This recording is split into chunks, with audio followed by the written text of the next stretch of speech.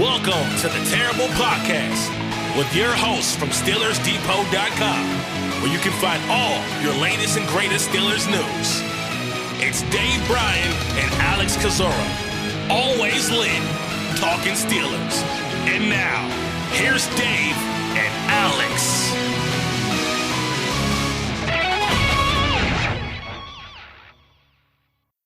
Welcome to the Terrible Podcast, Season 14, Episode 71. He's Dave Bryan. I'm Alex Kozora, SteelersDepot.com. Thanks for being back with us here this Wednesday. Steelers Nation getting ready for Week 18. Coming at you pretty quickly for Pittsburgh Saturday at 4:30 against Baltimore. Big game, obviously, for the Pittsburgh Steelers, much less so for the Ravens. Dave, how you doing? I am doing good to start off this new year. And I think, this is our second show now of the new year, right? We had one on New Year's Day. Exciting week at hand, obviously playoff possibilities and a must, I guess not technically a must-win game for the Steelers when it comes to the fifth and final scenario that could get them in. But I think it would behoove them to win this game. It'll be interesting to see how the Ravens end up handling this. I think we both agree that we'd be surprised if they don't sit several starters, but things can obviously change. I think Harbaugh will probably talk to the media today. Maybe he'll shed a little bit of light on that, probably be writing about that later on today as well too. But overall, ready to get this show started. We got a lot to talk about. We do, and despite Mason Rudolph being the starting quarterback of the Pittsburgh Steelers for Week 18 right now, the news is Kenny Pickett, who did speak with the media on Tuesday and amidst all the rumors about him refusing to be the backup, or however you want to frame or couch those reports and speculation that came out early in the week. Pickett very strongly denying it, saying there was no truth to it. There was no discussion about Pickett being the number two. If he was healthy, he was going to start, which is an interesting comment in itself. But obviously, it's still a little weird. But to the point, Pickett is denying the report or accusation or thought he refused to be anything. He did whatever the team told him to do, is his claim and standpoint. Yeah, and that's why we kind of tabled that. We mentioned it, but we said, let's see how this plays out, kind of knowing that Pickett would more than likely address the media at some point this week. With this being a short week, both the quarterbacks talked, Mason Rudolph and Kenny Pickett on Tuesday there. And he just opened up right out of the bat and said, I saw reports out there that I felt like were attacking my character and how I am as a person, not even getting into a player standpoint of it. There was no talk of me being a backup quarterback this week in terms of being a two. If I was healthy enough to play and the trainers and coaches felt like I would look good enough to play, I was going to start and play. If they believed that I was not, which they believed I was not going to dress and suit up for the game. So whoever reported that, I don't know where it started. It's kind of crazy what people were put out there to try to prove their point, to help their standpoint of their careers and what you guys do. But, disappointed to see that without any proof of basis on it there. And then he obviously went into, talking about, hey, he was going to be the two this week. There's still a lot of, if you want to get, how far do you want to go down into contextualizing and breaking down every word and trying to find meaning on it? Because you could literally take that statement and break it down by word and take it in several different directions here. What is still, to me, and I mentioned this quite a bit during the last show there, is, and most of this plays back to what Mike Tomlin said. He was point blank asked, was Kenny, I'm going to pull up the exact quote here, was Kenny cleared or medically? Right. That's the only thing, because Tomlin did confirm Pickett was medically cleared prior to the Seahawks game. Yeah, I'm trying to find it here specifically, the line of question. Was Kenny cleared to play by the medical folks for this past game? One word answer, yes. So was it your call to make him inactive then? yeah, that clarity didn't come until later in the week. And when it was about the distribution of reps and who was best prepared to position to help us win. And so that's the direction that we went with. Then he was asked, why not just have him as the emergency guy in uniform? Because again, the likelihood of that coupled with the risk in terms of what I didn't see from him, it would have been speculating. And I just, not into speculating. Look, what Kenny said to open up his press conference there on Tuesday, I think it comes down to whether do you believe him or not? We'll never know, I guess, the exact truth. It does ultimately become he said, she said, but Pickett is denying it in the strongest way possible. So you would just logically, do you think he'd really refuse the backup job there? My guess would be no, but I don't know for sure. We're just passing along the information right now. Right. Now, look, I'm going to come right out and say it. I believe him. I have no reason. The way he is handled, we've talked about his character from day one and, the mature aspect and all of him. To this point of his NFL career, I have no reason to believe that he's not a team player. Now, look, was he probably disappointed and especially the way things have played out at this point? Absolutely. He's a competitor, blah, blah, blah, all the things that go along with that. At its core, I believe him. Now, where it gets into, once again, the gray area here to me is Mike Tomlin said, yeah, he was medically cleared by the folks for this last game, albeit it did come late in the week. Why wasn't he dressed to be the number 3 quarterback? And then what was Kenny's response to let me go further here. So now I'm the number 2, blah, blah, blah. Where's the other point here I wanted to get to real quick? As a competitor. No. Okay. He says, if Mason had not played well, I feel I would have gone earlier than they would have wanted me to. And that's just the truth of the situation. He played well. They felt with where I was at in my recovery, they didn't want to push it to suit up and get thrown in there. That's why I didn't suit up. Now that's in reference to being the number 2. Okay. All right. So, what was he?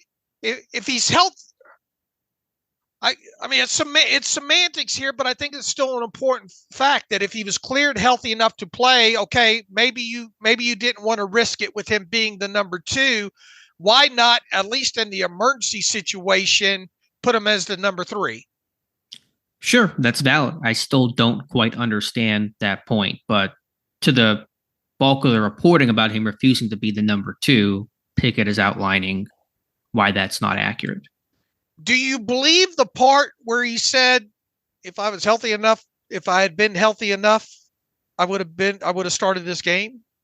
Again, that's the only one that kind of raised my eyebrow because per Tomlin, he was healthy. But I think what happened was that clearance hadn't come till late in the week. He didn't have the reps. And so I think maybe it was something where they had planned out for a while that if Pickett was healthy, kind of whenever he first had the surgery, we're going to anticipate you come back for the Seattle game week 17. That was the plan. And then late in the week, he's still kind of working back and the reps aren't there. And of course, large part due to Rudolph, playing well, you weren't going to bench him in this one. So they kind of changed up their approach. So my guess is that comment is in reference to an initial plan the team had maybe a couple weeks ago, and then things changed late week. All right.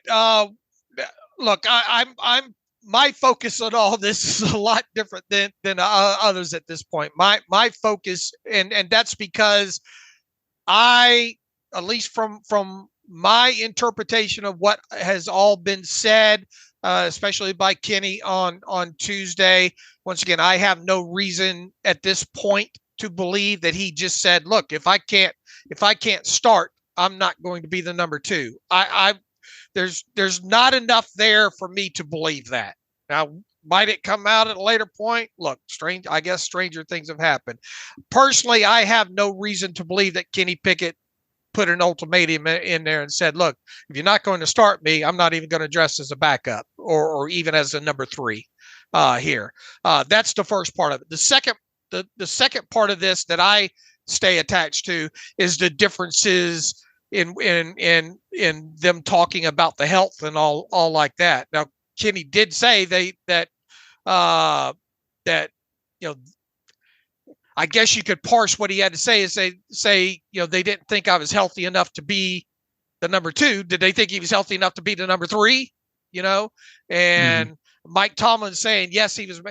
That's where the discrepancy that I have a hard time getting past.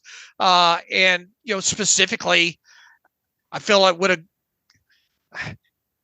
I feel like he should have still had the number 3 emergency tag next to him.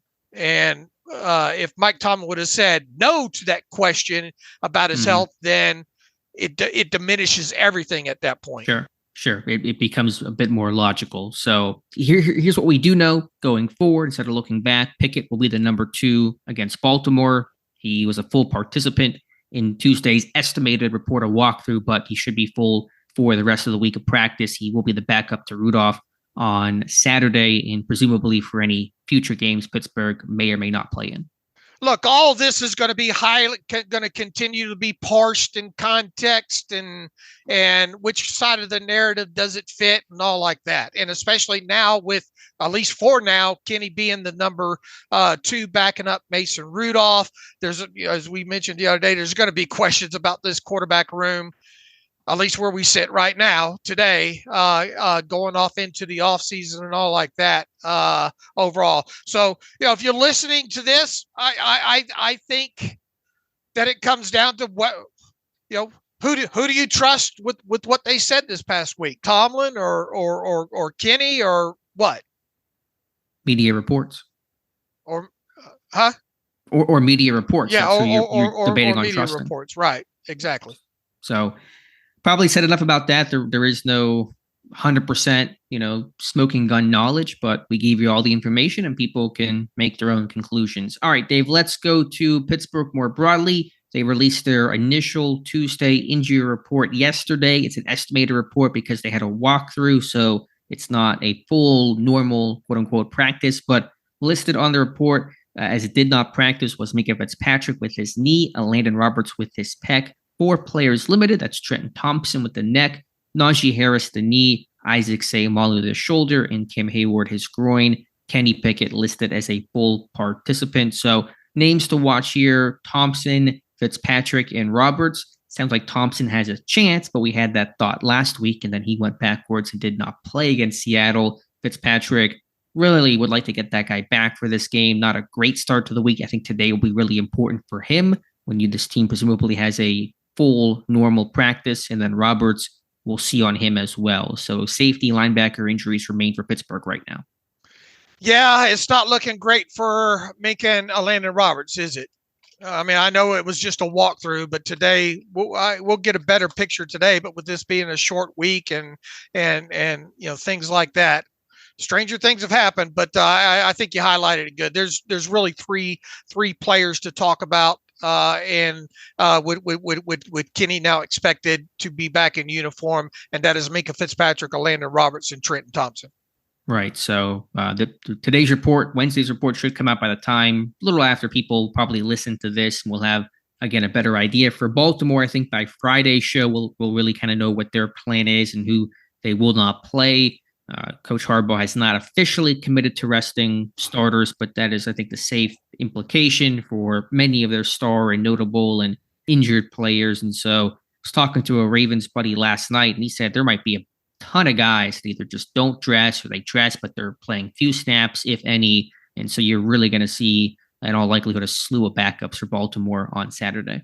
Yeah, and they still have to dress a certain amount of players, right? Because you don't want to tax like 35 total players more probably than you have to there. But if you go back and posted this in our Discord channel the other night, if you go back to what was it 2017, I believe the Ravens were in a similar position here, and you look at their inactive list for that game, it was Lamar Jackson, Mark Ingram, Earl Thomas, Marshall Yanda, Ronnie Stanley, Mark Andrews, and who's that? Brandon Williams was the tackle. Yeah, and while I guess I don't remember specifically if he suited up or not, but I know he was active. Jimmy Smith did not play in that game as well too. So they look, the inactive list more than likely is going to have to include 7 players for the Ravens, because I would assume that they're going to elevate a couple of guys off the practice squad for this game. Now, just because you have an inactive list for 7 doesn't mean you have to dress what's remaining there. There might be a couple extra guys out of uniform, but I would be surprised if we saw anybody of real big significance play in this game. And even some of those guys that may have some significance, their time might be limited. Right. Some guys may dress and may technically be active, but how much do they play is a different set of circumstances. So yeah, my Ravens buddy, which may be sacrilegious to say, but a good friend, really smart about the Ravens, said, Lamar obviously not going to play. He's surprised about many of their DBs. Kyle Hamilton, potentially Stevens, the defensive back, may not go. Smith, Queen, Zeitler on the offensive line probably won't suit up. He said really the only group that's probably going to be intact is that defensive line, because they don't have a lot of replacements or other options to rotate in guys right now. So going to see a kind of patched together Ravens team in a game that means nothing for them from a playoff standpoint. And look, you go back to that 2019 game, they still beat the Steelers. What was it, 28-10? Was that the game Bud Dupree went down in? Was that the rainy? No, that was a rainy day, but that was a different year or game or something like that. But it was a similar set of circumstances. Baltimore, nothing to play for. Pittsburgh needed a win and help. And then that was mid-game. Pittsburgh was not getting the help they needed. The rains came down. Pittsburgh kind of waved the white flag, and they got rolled at the end. All right. So, look, there's no gimmies. We've seen this go sideways on teams in the past. And you even go back to, 2004 with the Bills versus the Steelers, and the Steelers rested all their players. And you had the rise of Willie Parker in that game, and they ended up beating the Bills in that game.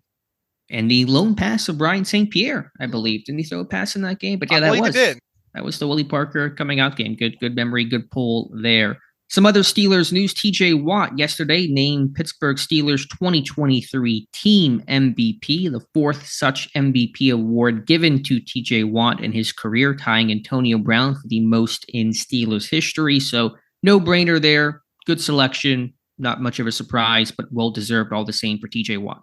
Yeah, absolutely. And now that makes four years out of the last 5, right, for him? Yes, only exception was last year because he missed half the season. The thing with him to kind of look forward to this week, obviously him and Trey Hendrickson are tied for the sack lead with 17 heading into the finale here. Interesting nugget. He could establish an NFL record by leading the league in sacks for a 3rd season here. And let's see, it led the league with 15 sacks in 2020 and 22.5 in 2021, is one of 8 players who has led the NFL multiple times since sacks became an individual statistic in 1982. So, he wants it. He'd like to put the quarterback on the ground a couple 3 times in this game against the Ravens, and they might need him to.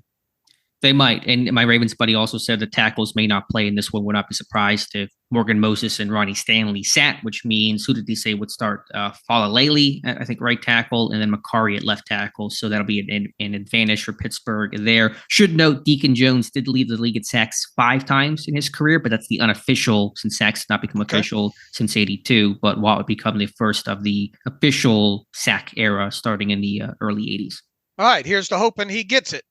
For sure. All right. One other thing we didn't mention on Monday, it was out there a little bit, got some traction on the site, but we had so much game stuff to talk about. I didn't feel like we wanted to dedicate too much time about it, but a little slower show today.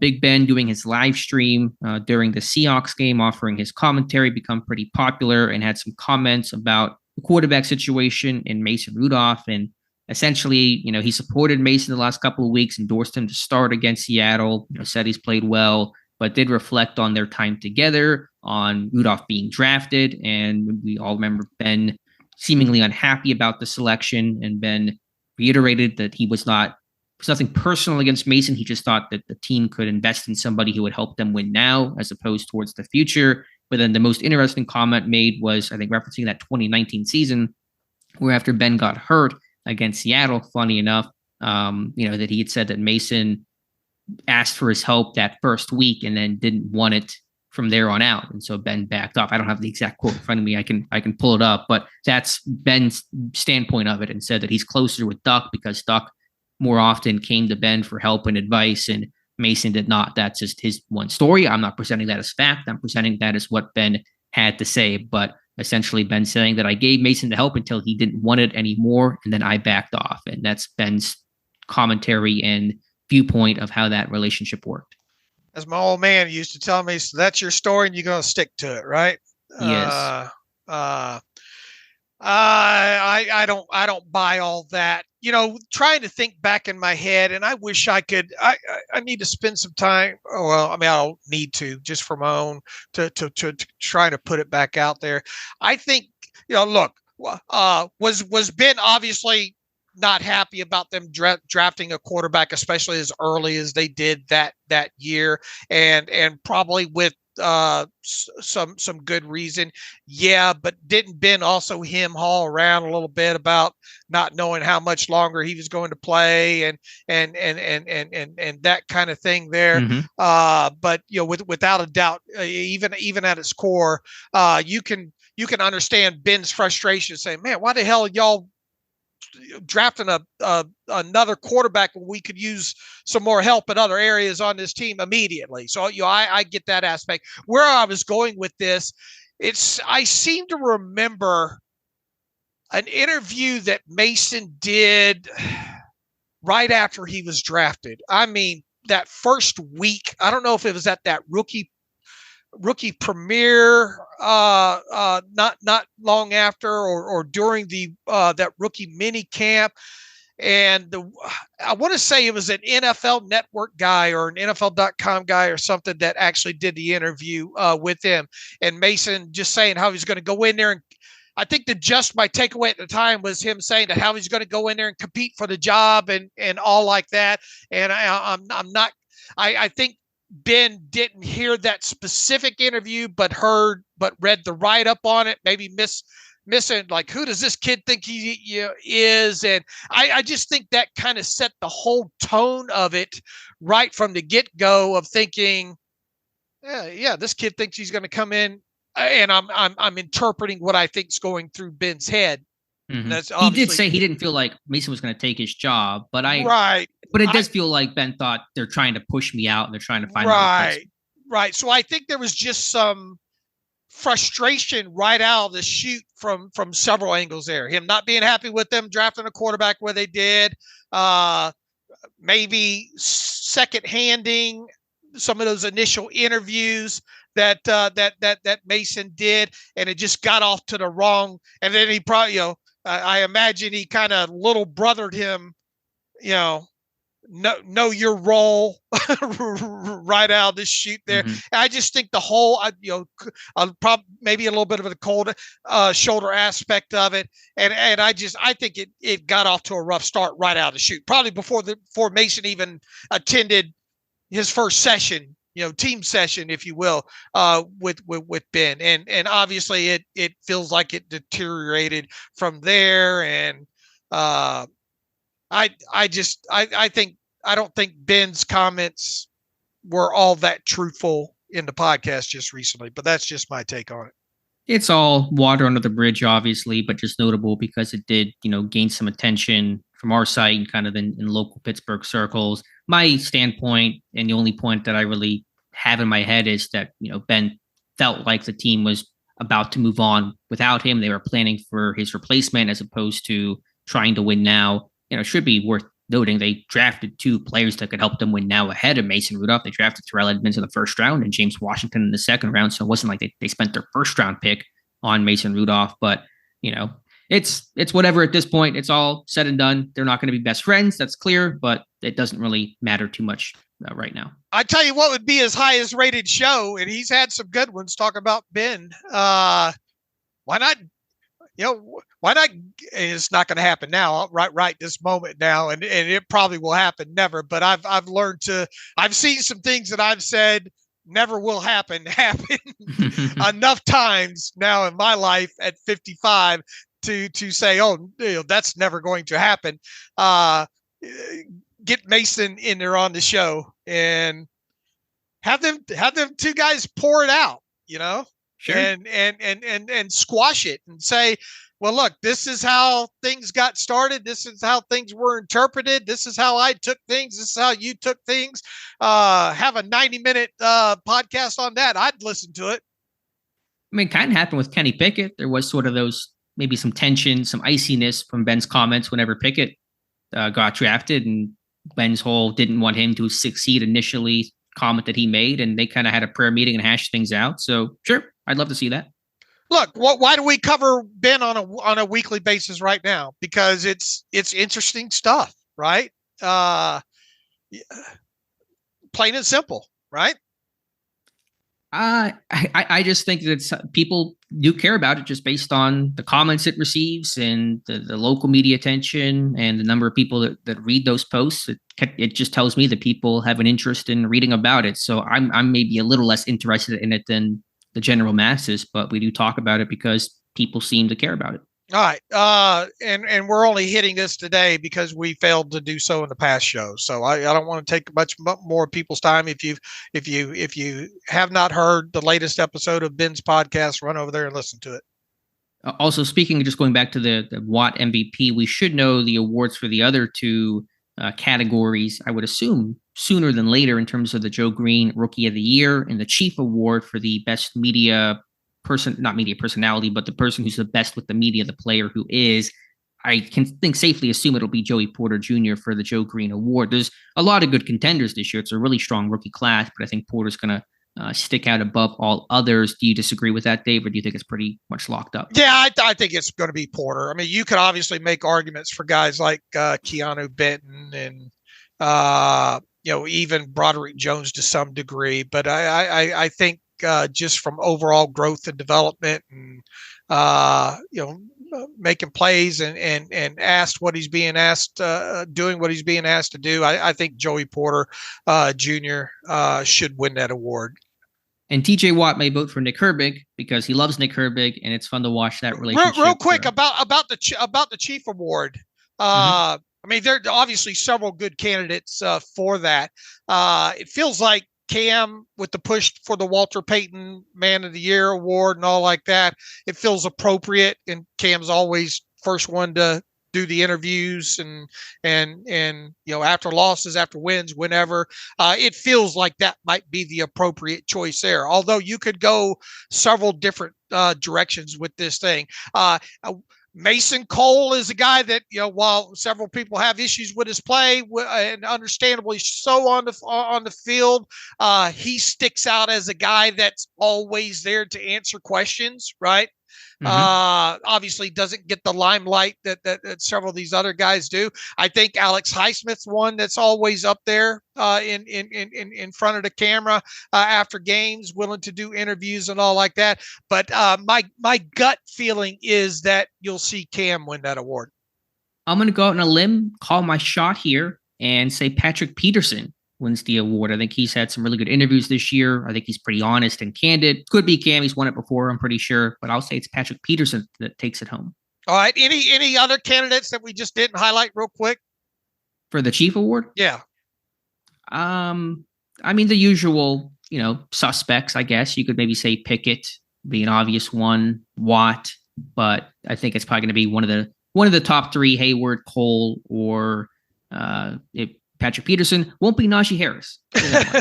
Probably not. Probably not. Although he had a good interview, I think, post-game after the Seattle game. He's declined some media interviews this year, and so that's why I make that joke. All right, Dave. Moving on now towards the All-22, reviewing that from the Seattle game. As you went back through, let's start with the Pittsburgh Steelers defense, maybe the weaker of the two units of this game. Your impressions as you rewatch the tape. Obviously could have been a lot better against the run. Poor fits in there. Some, overall, Mark Robinson on the touchdown or first touchdown specifically feels like that was out of whack there. It felt like defensively, more zone overall in this one again. Probably not shocking there. They did rotate a lot of personnel in. I thought communication, at least at its core, seemed a little bit better overall.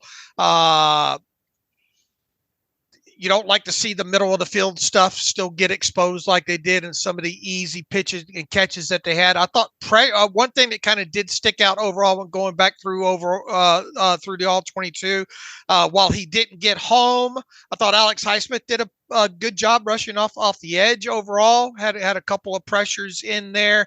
Trying to think what else. I think Keanu Benton, as the game started, was maybe you felt this as well too. It felt like his play kind of deteriorated a little bit as the game went on. A little bit off balance, a little bit time, I think, on the ground a couple of times there. But he did stick out early in the game. First snap overall, had that nice club swim of his, wide open path there overall. It did feel like especially against the run, the interior of the defensive line did not play as well.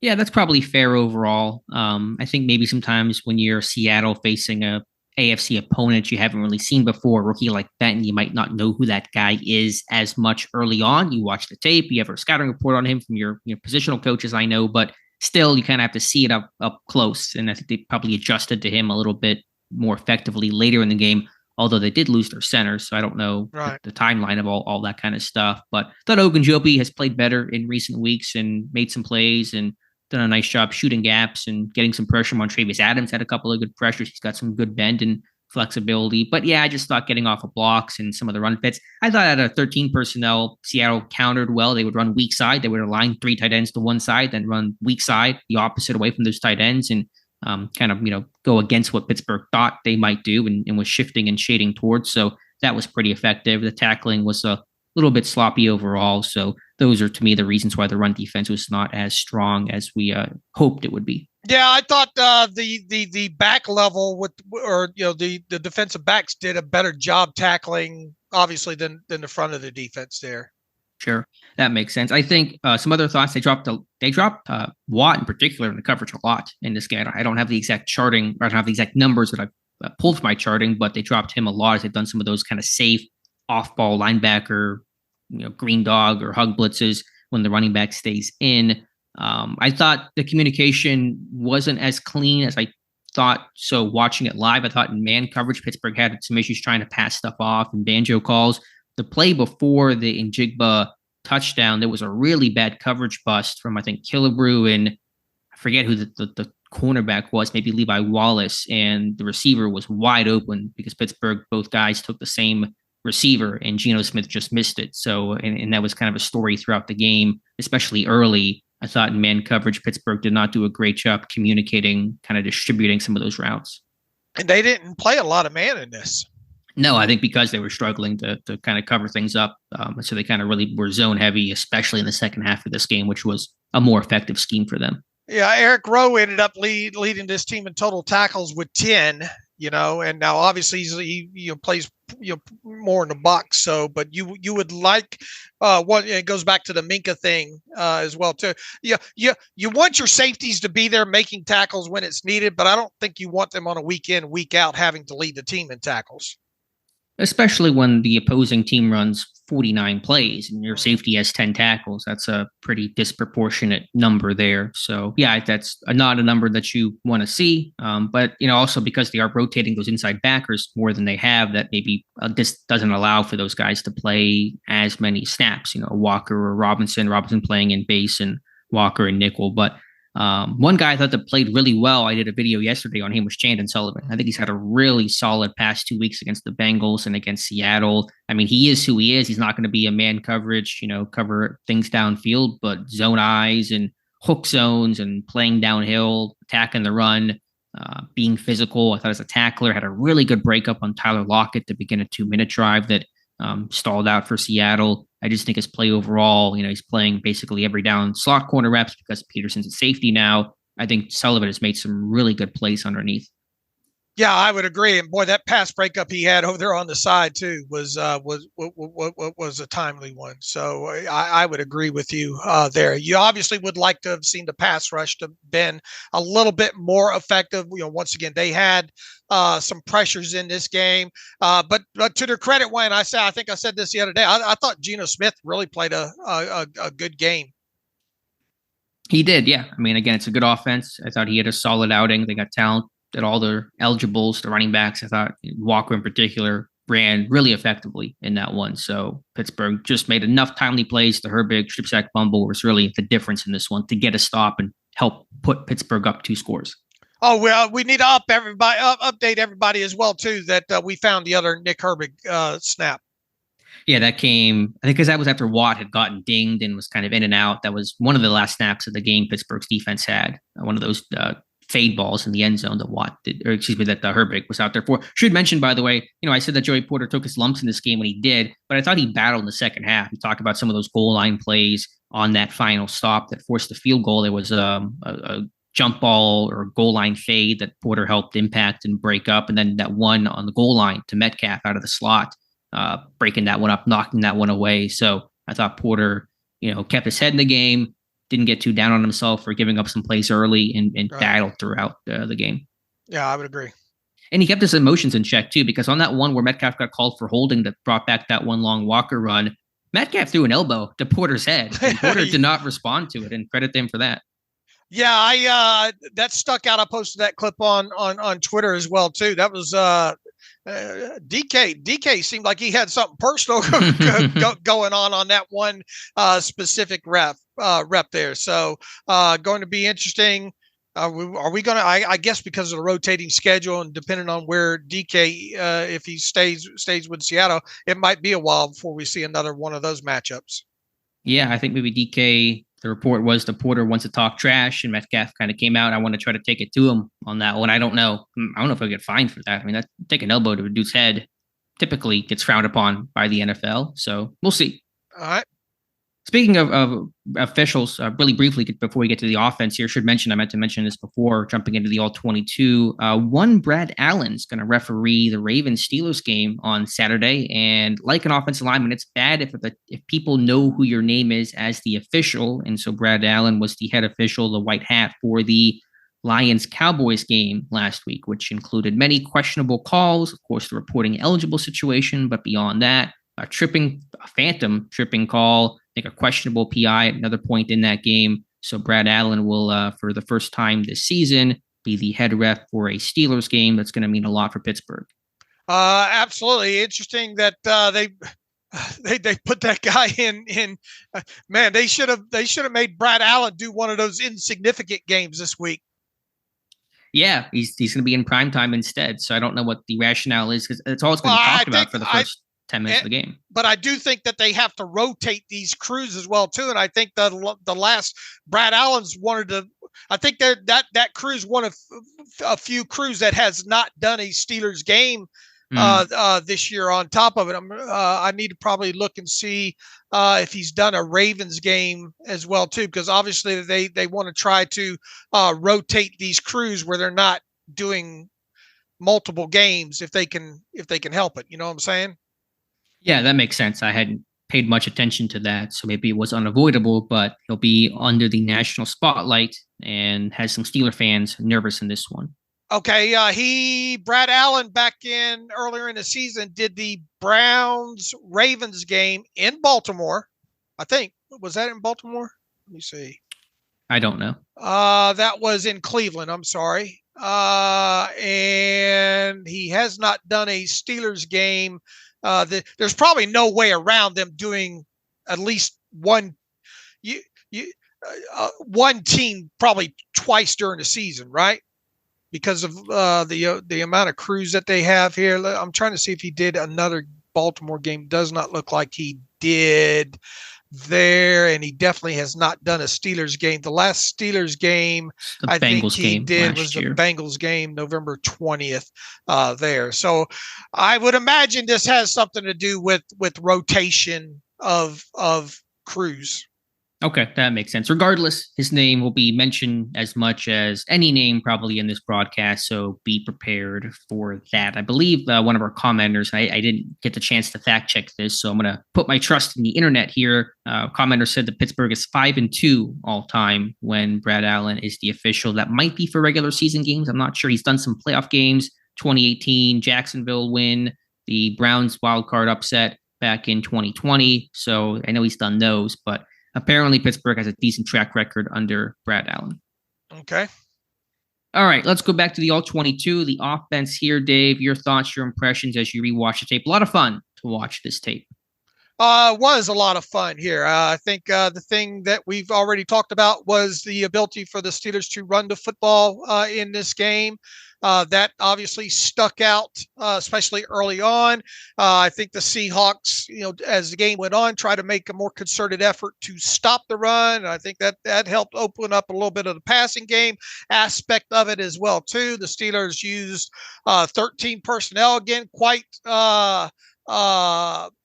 handily, if you will, a dozen or 13 snaps, I think, overall, according to Tom Mead's charting on that. Not only that, they ran out of 13, I think, every time and was successful for the most part there. So they definitely went into this game saying, hey, we want to run the football. Better so early in the game than later, but they still stuck with it. And as we talked about the other day in the podcast, the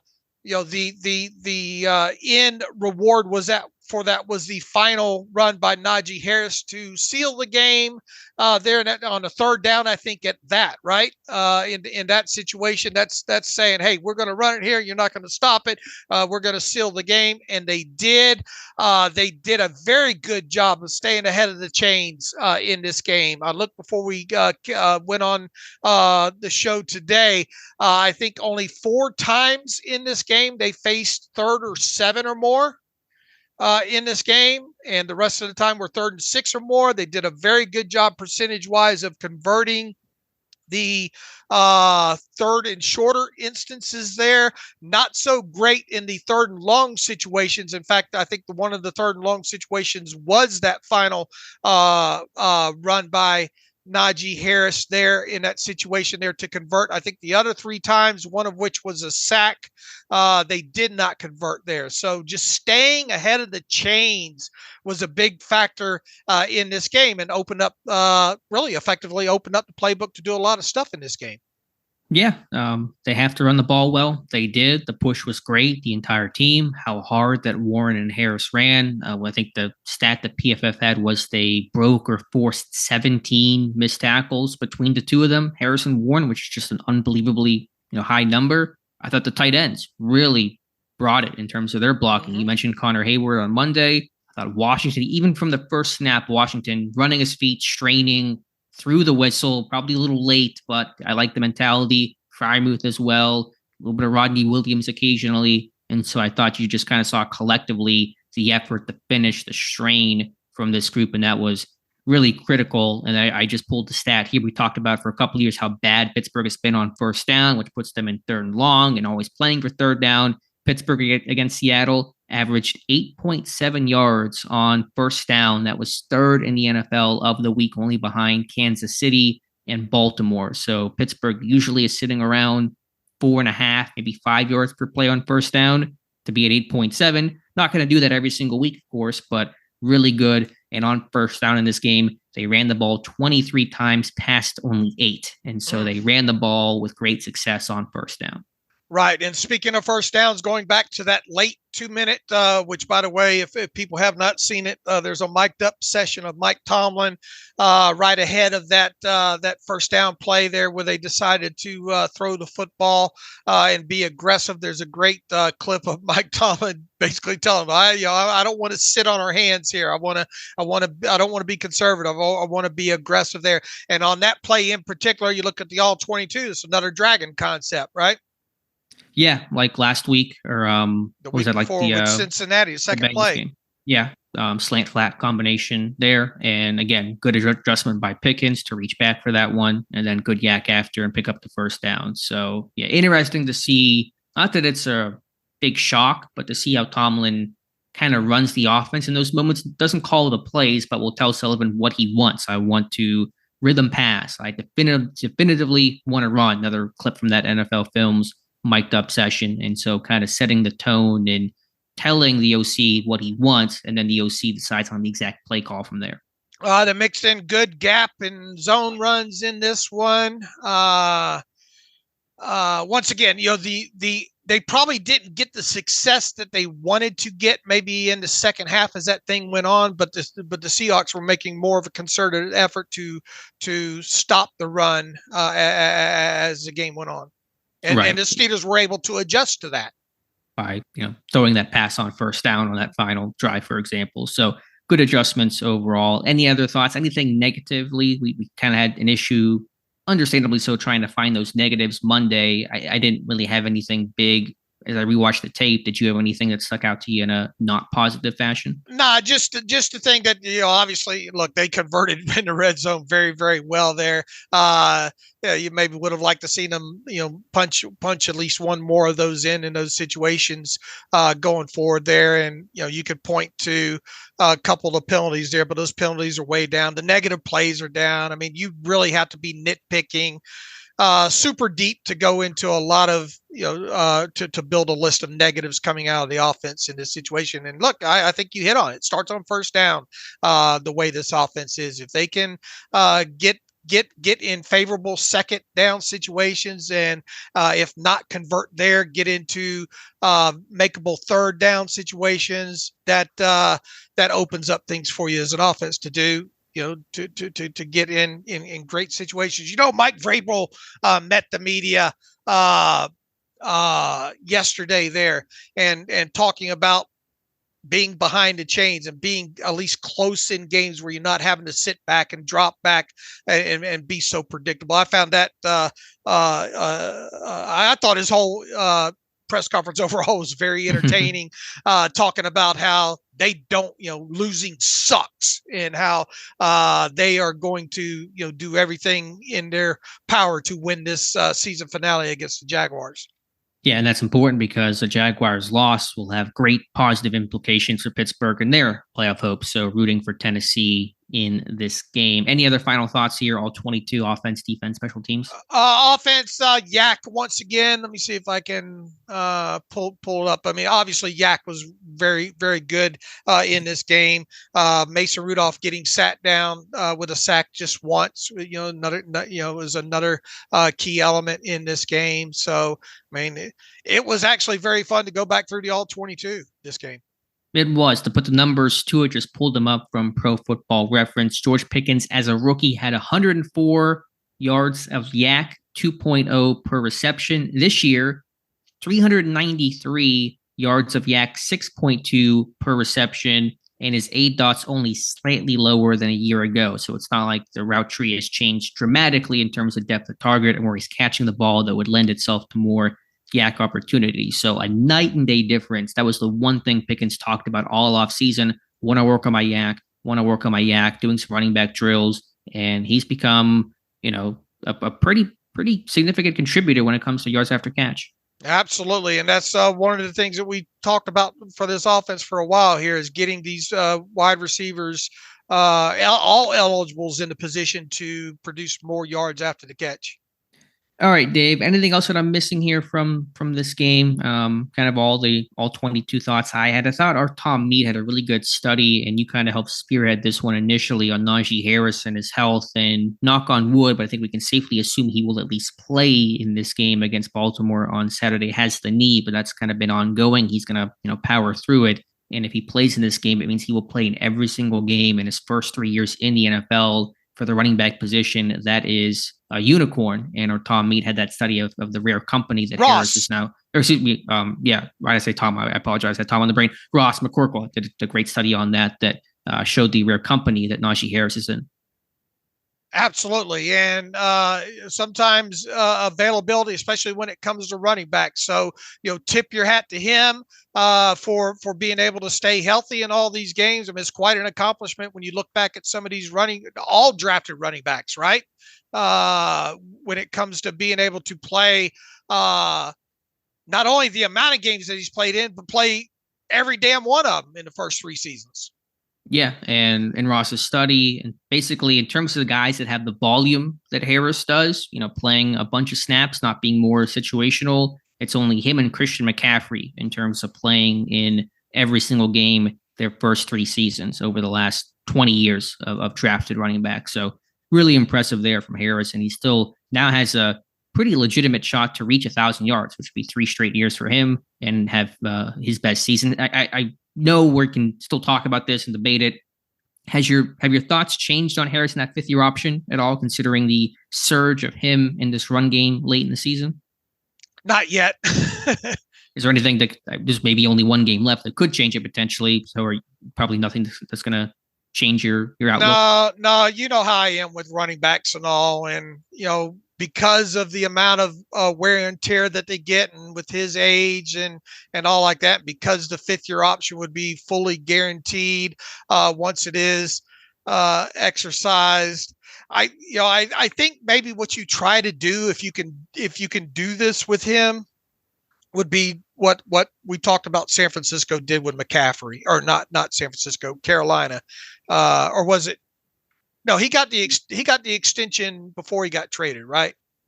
Yeah.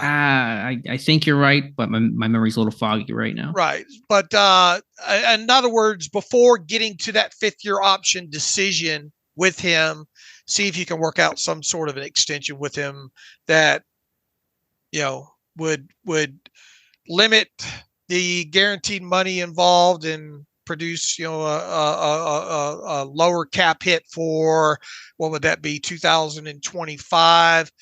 I think you might try to approach them that way in it. Now, look, they like Naji. I'm up until late, as we've talked about several times, it doesn't feel like Naji's having the most enjoyable season overall. Now, look, you get into the playoffs, win a couple of games, winning cures everything, as they say, right? Mm-hmm.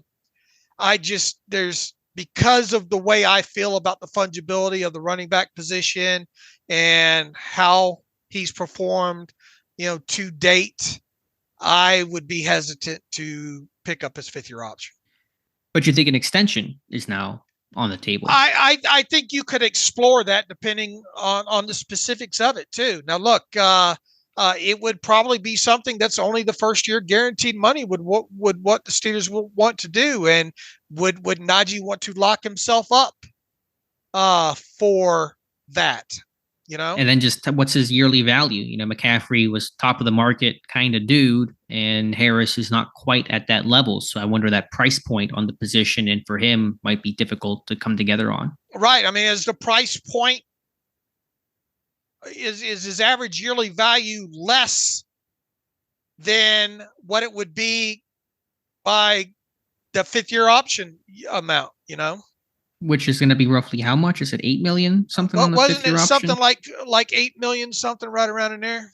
That sounds right. That was the number in my head. So yeah, I had not really explored, what the market is for running backs and that kind of stuff. We'll have the off season to do all that, but interesting thought. So I don't know. I really don't know which way this thing is going to go right now with Harris, to be honest with you. I'm not going to emphatically say there's no way that they do it, but if you're asking me what my thought, it's 6.71 right now with him. Okay. That'll be what it'll be for May, or is that what it's currently for this past year? They do tend to increase. No, that's his expected 5th-year option amount right now if exercised in ahead of the May deadline. Okay, so a little bit lower than I thought. That would be for the 2025 season. Sure. So, but once you exercise that 5th-year option with him, it becomes fully guaranteed at that point. And overall, I mean, that it's not like that amount kills you. Mm-hmm. Yeah, you can pick it up and work with it, especially with a year out to kind of help plan for it.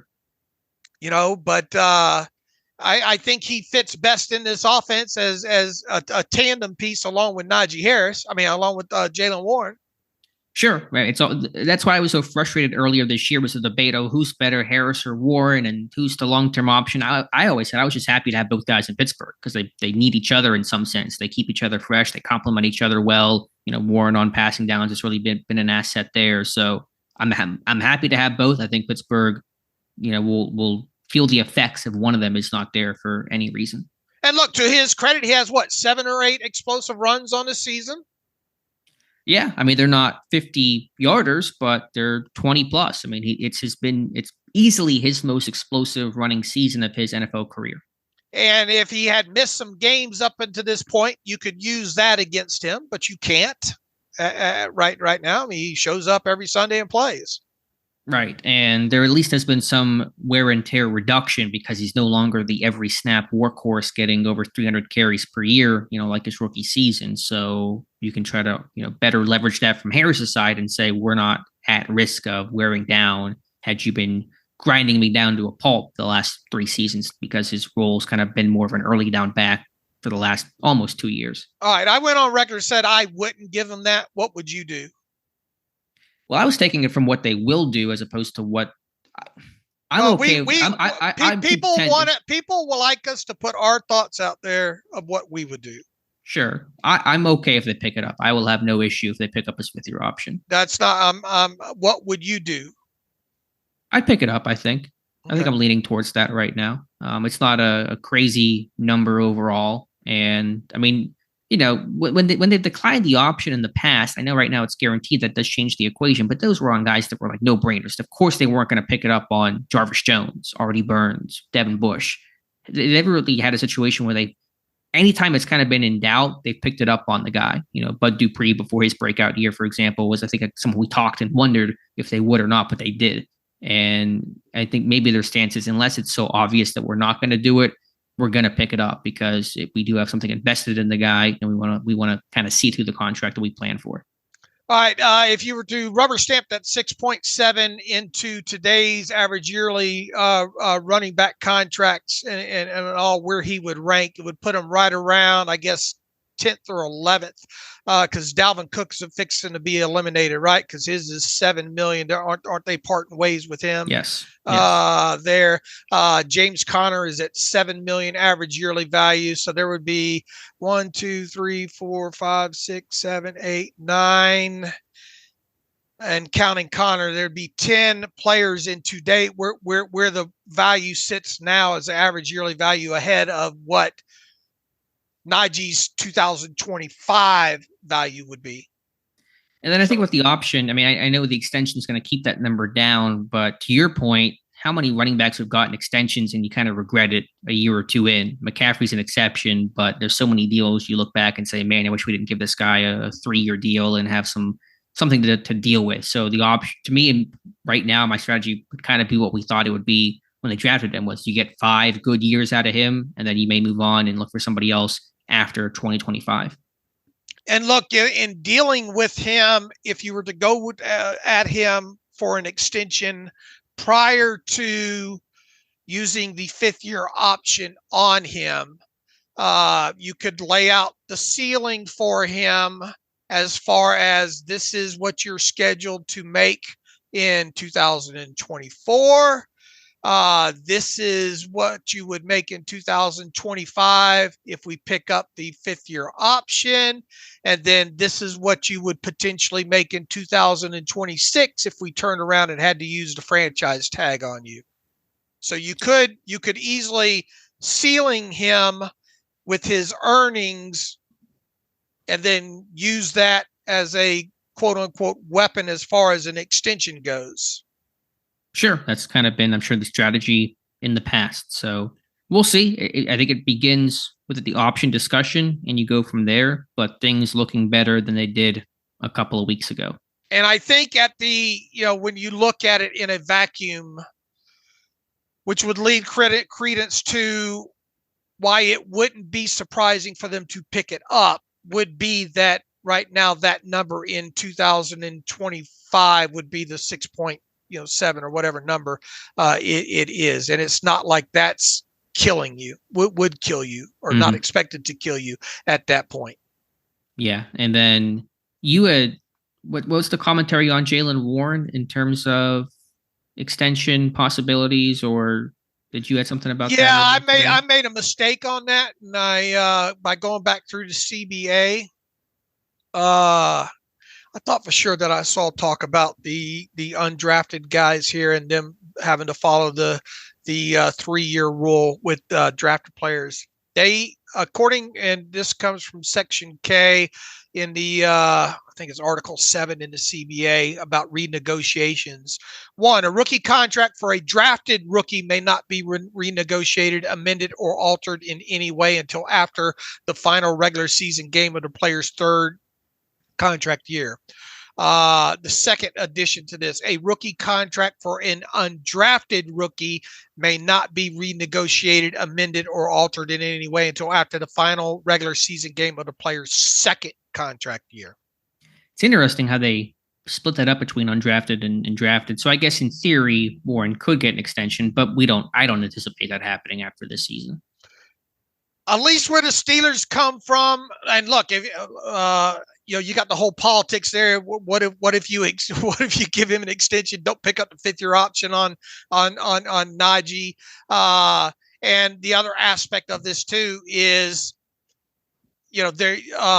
if Jaylen Warren was not extended this coming off season and forced to play out his third and final contract year of his rookie deal, then he would obviously be eligible for an RFA tender, right?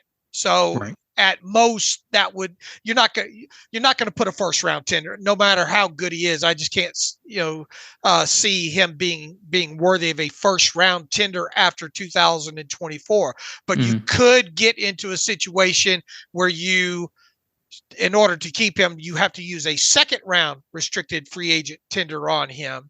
And even then, because you have the control aspect of that to use as a weapon, unless they got a deal done with him that would be incredibly slanted to the Steelers' side, only first-year guaranteed money, I can't see that happen. The way you go to him here, the way you would approach him on this deal is basically prepaying him his 2023 and potential second round tender money in 2020.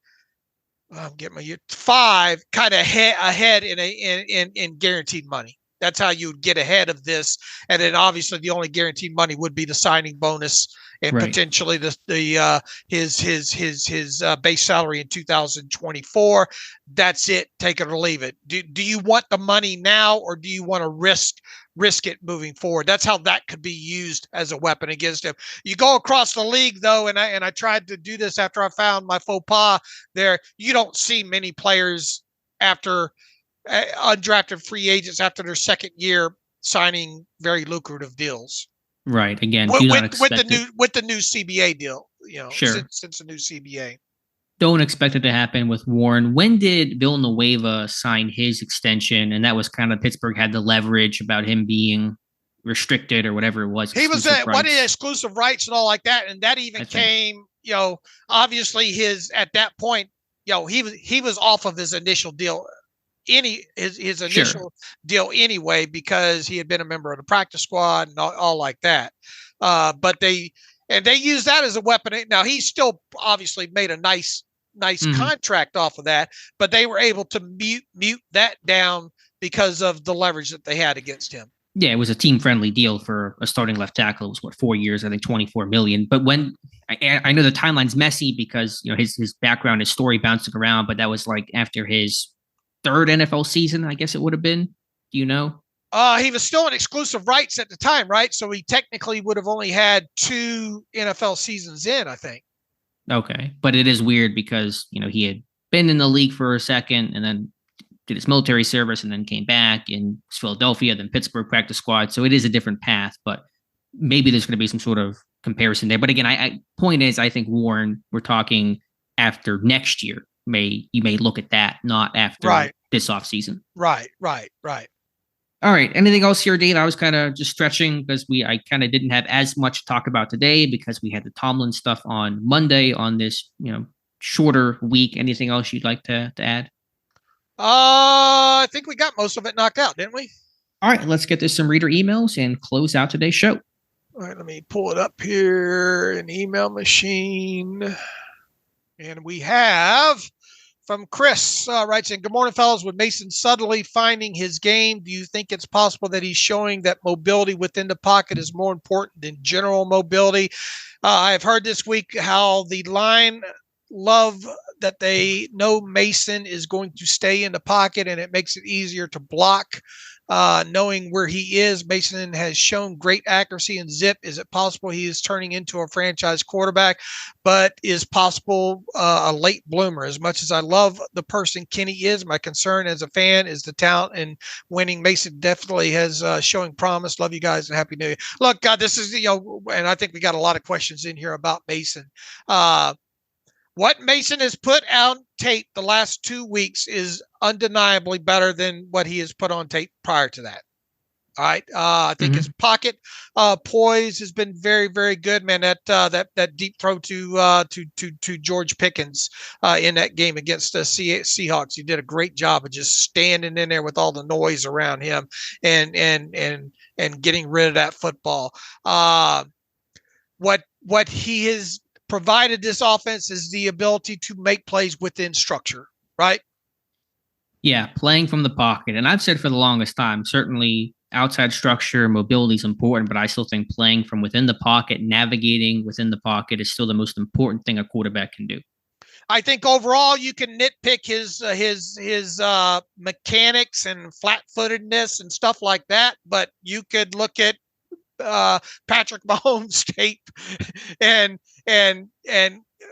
some of the better quarterbacks and get on them as far as some mechanics go there. The key is he making plays? Is he going through progressions more times than not? Where he's at these last 2 games specifically, is he playing within structure and making plays when you need it? Now, I will point to, or people will point to as an argument against Mason Rudolph right now.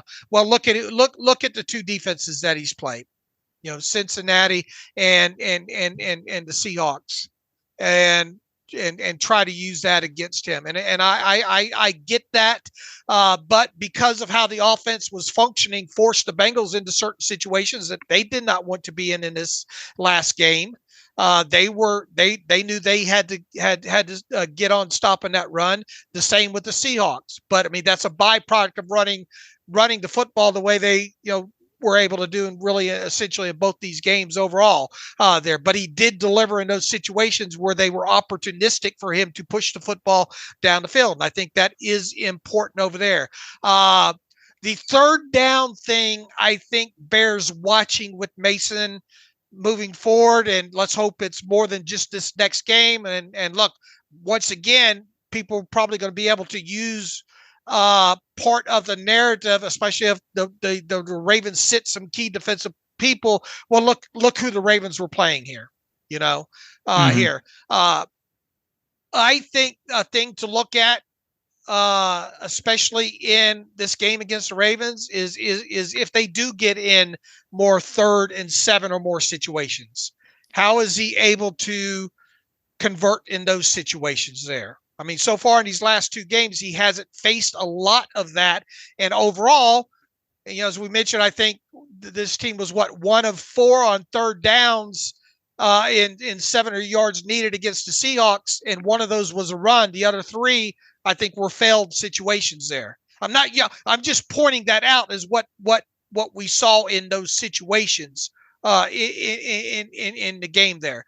I think Mason has grown as a quarterback of what he's seeing across from him. And he was asked about that during his press conference yesterday, about reading defenses and how he starts with the safety and how linebackers, will lie to you, and sometimes defensive line will lie to you, but sometimes safeties won't as much lie to you. Now, look, they're going to play a defense that, regardless of who's in there, is usually generally pretty good of lying to you with their safeties, right?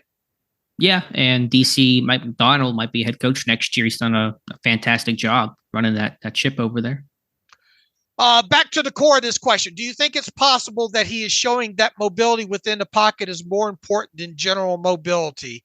My short answer is yes, because you want your quarterback to be able to play and make plays within structure, within the pocket as much as possible. And that's definitely something that Kenny Pickett has not done.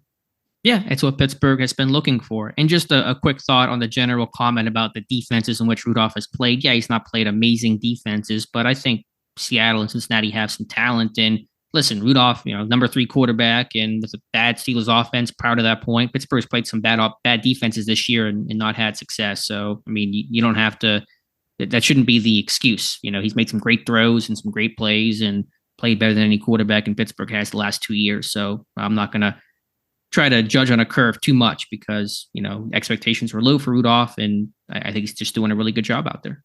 All right, Zach Watt writes in, hey, David Knox, what can you attribute this uptick in quality of Mason's play to? Have there been cases where a guy's put up as rough of numbers as Mason has in seasons prior and not had reps but such an extended period of time and gone on to turn it around 5 years in? He says, I know he wasn't pitiful, but his 2 most recent performances are pretty unprecedented for him.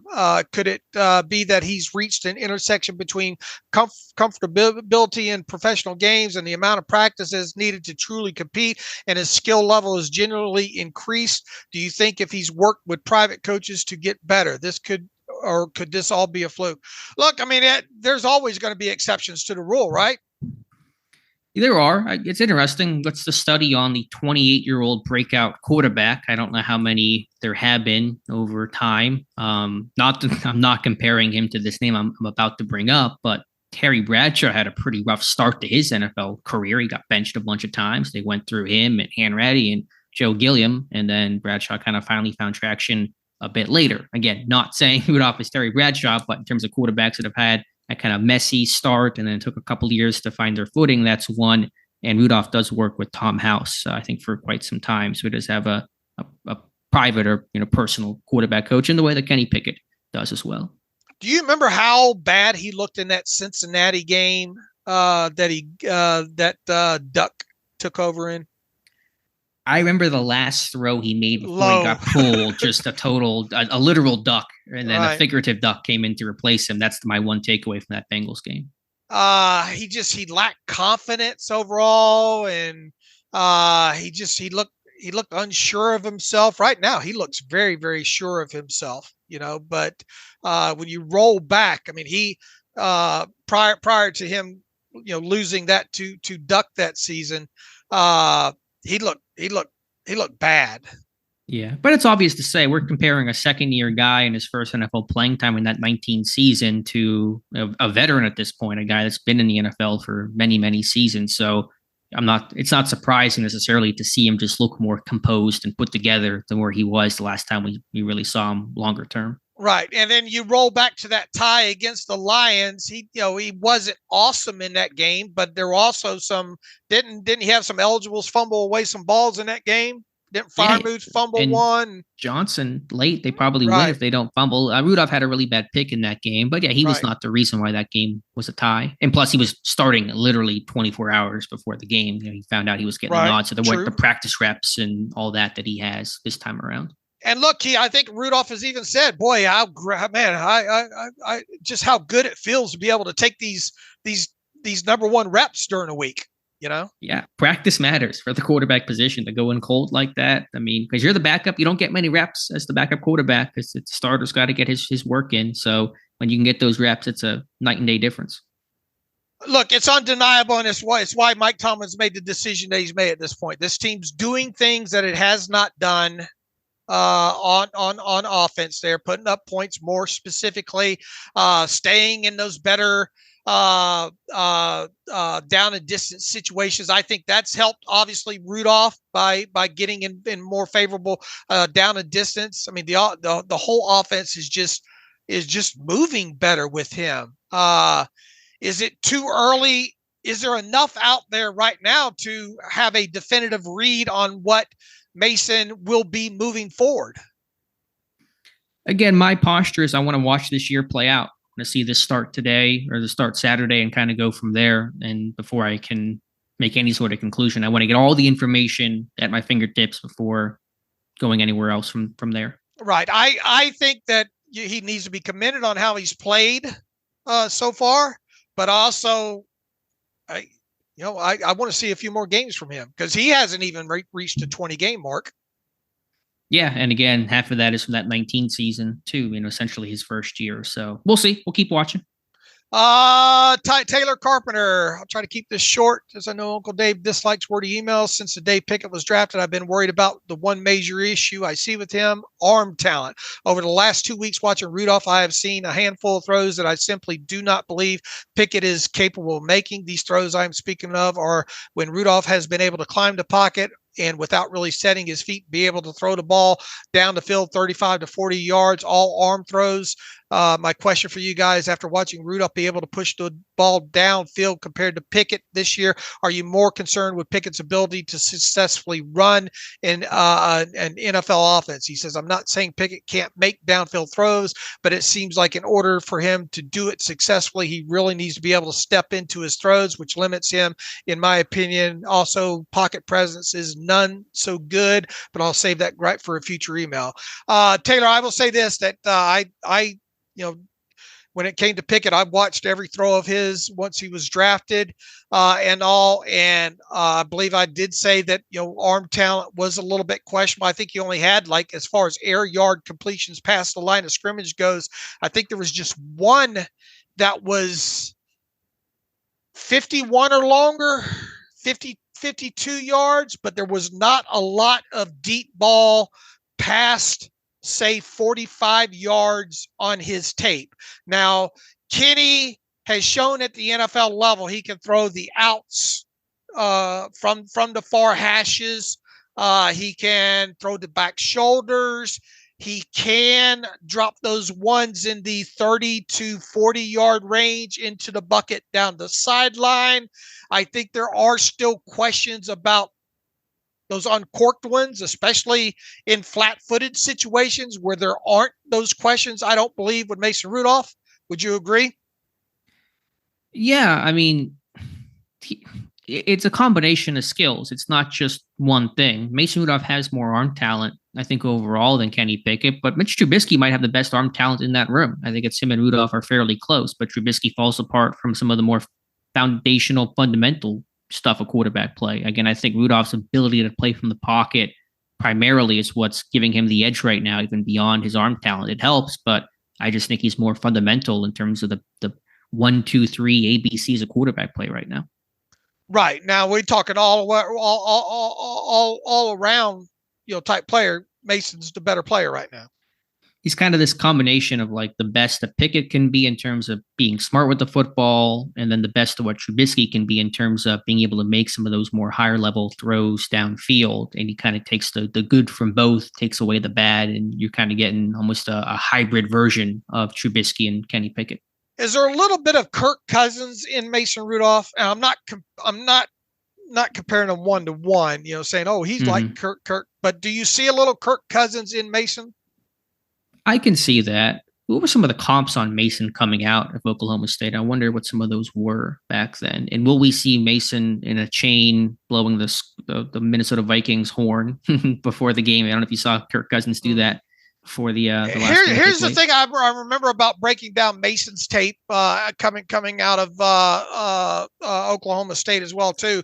While he did have some extended plays on his tape, there wasn't a lot of them. And obviously playing in that conference at the time, he was playing against obviously a lot more wide open and not the kind of defenses that you would face, say in the Big Ten or the SEC, and as far as quality and all goes like that. So he was obviously going to be more of a pocket passer anyway coming out of college.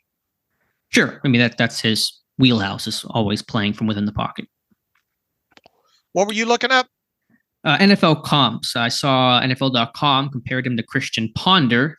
I think he's surpassed that. I'm trying to find some other ones. I don't have anything top of mind. I was just curious what some of the NFL comps were for him coming out of Oklahoma State. Just the way because he's Mason's not an elite pocket mover in the pocket, but he is also not afraid to stand in there, if that makes sense.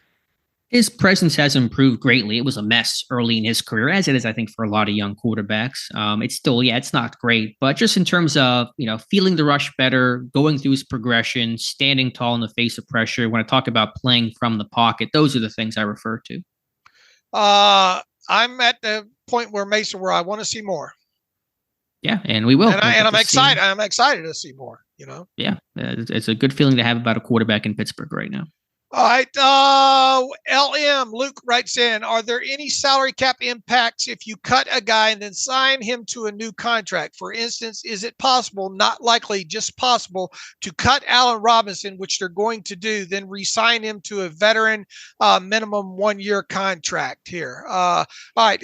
With the deal with Allen Robinson specifically here is let's see, the prorated money because of what they did with his contract. There is a little bit of prorated bonus that you would eat as dead money next offseason, a tick over 1.9 million.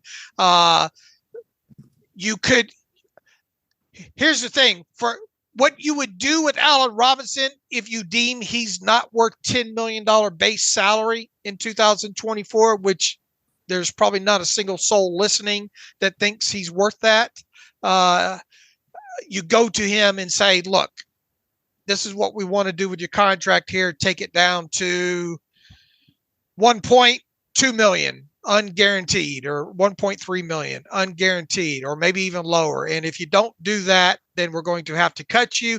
Then you are free to go shop your services. And if you want to come back at that point, then it's going to be a minimum value deal.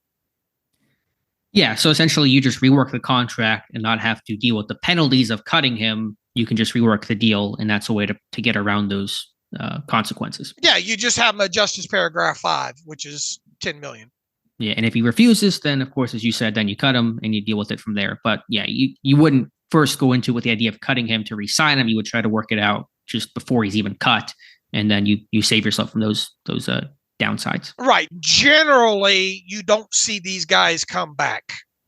Now, yeah, of course, you had a Miles Jack situation, but I mean, that's how many months removed, and injury, called for the, you needed warm bodies with experience and all. And to Miles Jack credit, he's played reasonably well upon his return here.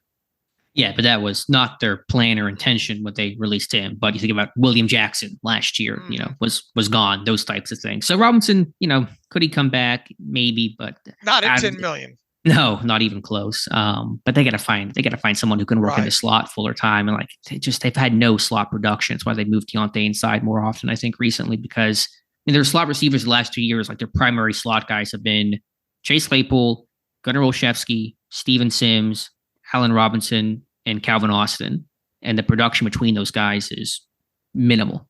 Here's a question for you. What would you do with Miles Boykin during the offseason? Obviously, mostly special teams related, but do you bring him back and at least have him? I mean, there's nothing against minimum value contract for a guy like that, then see how the rest pans out. But I mean, I guess does his limited offensive ability combined with his special teams ability make it a slam dunk that he should be re-signed, and maybe for a little bit more than the minimum? I think right around there. Yeah, I'd take him 1 year or just slightly above. Could he be one of those veteran benefit contracts where he gets the extra signing bonus and doesn't hurt the cap as much? So I'd probably offer that. Yeah, I think special teams value, some experience, because your receiver room might have some turnover, and they like him in 13 personnel as a blocker. There's a little bit of value there. So that's the course I would take. All right, Tyler Armis has got a question about Naji, which we really already addressed, about Naji's fifth-year option. Has our opinion changed on that at all based on recent production? Tyler, we answered that earlier in the show for you. One final one from Chris Warren. I apologize in advance, but I feel that I must beat a dead horse. Nick Herbig needs to be on the field. I'm not necessarily arguing for significant increase in snaps on at edge, as we do have two of the best edge rushers in the game, but we are seeing a significant lack of production opposite Miles Jack. The rotational guys can't cover and really aren't making much of an impact in the run game either. I realize Herbig is an edge rusher, and that is where he will shine in the coming years, but with his football IQ and motor, he needs to be on the field more. Now, all I am asking is for 5 to 10 snaps at inside linebacker. let him roam, disrupt, and rush. What do you guys think? I understand the premise of all this here. When it comes to him, it is going to be hard to get him more snaps just on the edge as it is because of them team not wanting to take Highsmith and Watt off the field. Could you carve out more than 2 snaps a game for him? I think you can. Now, as far as inside linebacker, you could do some. I think it would come in more down and distance situations to try to get him on the field where you could have fun with him with having 3 outside linebackers technically on the field. Yeah, they've messed with that in the past. It's going to be an off-season conversation. We're going to hear about that a lot, I think, in the spring and the summer. If Golden does not return and Herbig becomes the true number 3, he's going to absorb those snaps, and I think he's going to play a bit more because of that. Injuries happen. You're one, injury away from starting every down playing time. So I don't know. I mean, they're going to find ways. Herbig had been playing more the last 2 weeks prior to the Seattle game. He didn't play much against Seattle because Seattle barely had the football. They ran 49 plays. They weren't extended drives that needed substitutions in rotation. So they were rotating it a bit better prior to that, I think, against the Colts and the Bengals. So off season, I think you can talk about some inside linebacker possibilities. And look, you would have to have him in that room more, obviously, and it's easier on him as a rookie to focus on one thing, and that's playing on the edge and stuff like that. And he's done an exceptional job. I mean, you had the post this morning about his. Basically, what you're saying is Nick Herbig should be playing over T.J. Watt. Is that how? Yes. That's how I'm interpreting everything, just off of the headline and not looking at the data. You are team Herbig over T.J. Watt, right?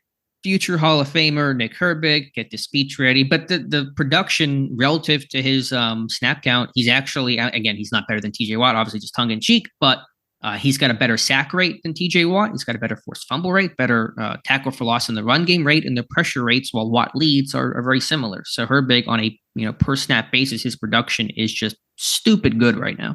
And just to be clear, Alex is not calling for that to happen. Literally the first thing I wrote in that post, because I knew exactly where this thing was going to go. But just to say that Herbig is maximizing his opportunity. And look, and let's get, if you move past this season and you say to yourself, man, I wish Nick Herbig would become a permanent member of that inside linebacker room. Okay. Then what are you going to do at outside linebacker? True. True. Yeah, he should not be a permanent inside guy, but could you find a couple packages for him to work in? They've actually done it once this year against the Bengals.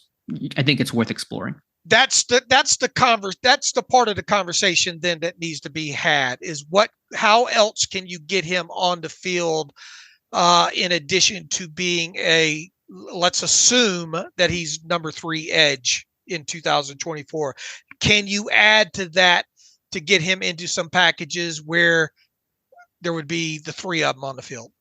Yeah. Now you assume Cole Holcomb coming back next year, and he's going to have a role, obviously. So, this year it almost became easier because you had so many injuries, but Herbig trying to switch him midseason is a tough thing to do for a rookie, but we'll see. We'll be talking about it. I know we'll talk about it next spring, next summer, next camp. And look, once again, people say, well, you guys don't admit, enough when you're wrong and all like that. I mean, look, I don't know how many times we have to say it. I thought this kid might struggle out on the edge due to the measurables. And I never questioned his motor or work ethic or anything like that. Just some things, didn't match up with him. But he has more than exceeded what I thought already he could do as an edge. And you would think that on a year in the weight room and another year studying tape and look, his hand usage on that sack of his against the Seahawks. I mean, he was first snap into the game. Mm-hmm. All right. Fourth quarter. Fourth quarter of the game, as you mentioned. He's already played a handful of special team snaps at that point. Comes in and he gets a chip on top of that against the left tackle. Who's that? Cross over there? A former top 10 pick. Right. And he fights through the chip and good hand usage even takes a little bit of a shock there at the snap from the tackle in there, fights through all that, and then still has the wherewithal to bend the corner and then ball search, and then recover the fumble, and then recover the damn thing there. That was a plus rep. And then, as we mentioned, the rep on the other side wasn't shoddy as well, too. And he is a guy that can give you what you need on both sides. He probably does need to work on setting the edge more on the outside. But he hasn't looked awful in that portion of his game when called upon this year either. So, look, he has been a find for them for sure. I said it on Twitter after he made the strip sack fumble. I was wrong. I was wrong about Nick Herbig having to move inside, as wrong as you possibly can be. So I will gladly and readily admit that. And there have been what we pointed out ahead of once he was drafted, there have been exceptions to the rules with guys like him. For sure. It's not a lot of them, but there have been exceptions to the rule, and it looks like he is that. He really might be a Kyle Van Noy type. Right. Van Noy played some off-ball. That we talked about that a little bit, and it's really trending. Maybe a better version or similar, but he may be the next Kyle Van Noy. And once again, I don't know how many more snaps he's going. You obviously want Highsmith and Watt to stay healthy, and I think the real testament of what he can or cannot be in the NFL might come with more regular snaps on a regular basis, which you technically don't want to see, because it probably means injury, but attrition happens, but what he's been asked to do so far, there's been nothing wrong with it. Amen. All right. I think we got through and we spent a lot of time on some of these questions as well, too. So if we didn't get to your question, we apologize on that. Keep them coming there. All right. We'll wrap it up, Alex. You can follow me on Twitter at Steelers Depot. Follow Alex at Alex_Kozora. Follow the show at Terrible Podcast. Email the show, theterriblepodcast@gmail.com. If you like what we do and want to donate, SteelersDepot.com, hit the donate button. Also, if you'd like an ad-free version of the site, SteelersDepot.com, hit the ad-free button and follow the directions that way. We've got Jonah, right, set back up, or Jonas set back up for the Friday show to talk a little bit about the Ravens. He's excited to do it. I already talked to him a little bit there, so look forward to that on the Friday show. So until then, as always, thanks for listening to the Terrible Podcast with Dave and Alex.